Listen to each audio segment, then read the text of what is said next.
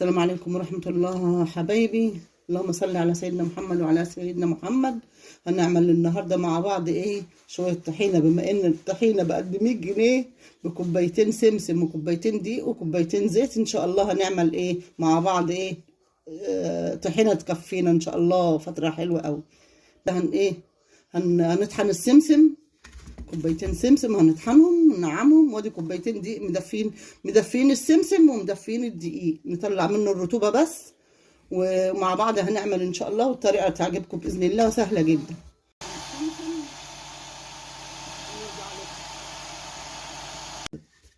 طحنا السمسم اهوت ونعمناه ما شاء الله اهو. وهنبتدي نحط الاول شويه زيت عشان الخلاط يشتغل مع بعض اهو. هنحط ونضيف عليه السمسم بالتدريج بقى، حبه بحبه كده، عشان يبدا يتقلب معانا. ونضيف الدقيق برضو حاجه مع بعض كده. نضيف شويه دقيق وشويه سمسم ونشغل عليهم الخلاط، وبعد كده نحط بقى الزيت بسترسوب كده.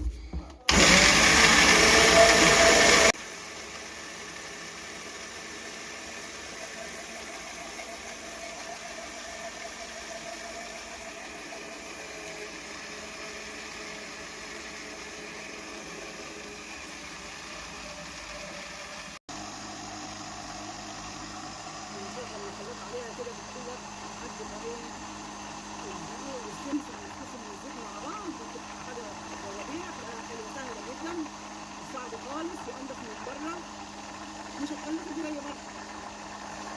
هنا ضربناها في الخلاط كويس، ودي ما شاء الله النتيجة بتاعتها ما شاء الله جميلة جميلة جميلة، أنضف من بره بشوية سمسم. هتعملي لك كيلو طحينة ولا 2 كيلو طحينة يكفوكي فترة كويسة.